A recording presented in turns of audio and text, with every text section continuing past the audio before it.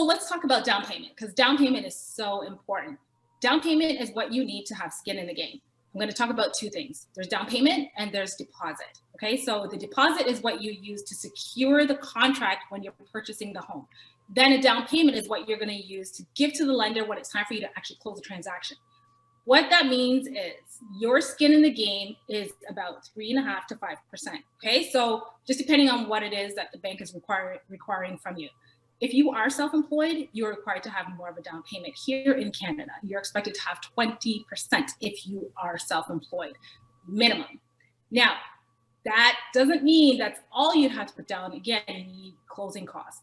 And if you're purchasing something that's rural, you are going to require more than 20%, so about 25 to 35% as a down payment. So my suggestion would be, if you have a lot of money, if you want to buy rural, go ahead. If you don't, always keep in mind that if your credit's not good or if you're self-employed, it's going to be a minimum of 20%.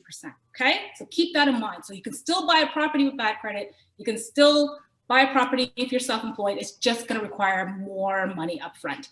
And that's what they call down payment. So that is your skin in the game. That is your requirement. That is how you're going to get financing to buy your property. Don't worry if the interest rate is slightly higher than what the other person is getting, if they have what is called a high ratio mortgage, because a high ratio mortgage is for people that only need 5%. But again, we'll go into a whole other video about all that because it gets really complicated. There's just so many factors when it comes to financing that there's just so much to talk about. So if you guys have any questions, always reach out to me. You can follow me at SamanthaBrooks.com, Mortgages of Canada.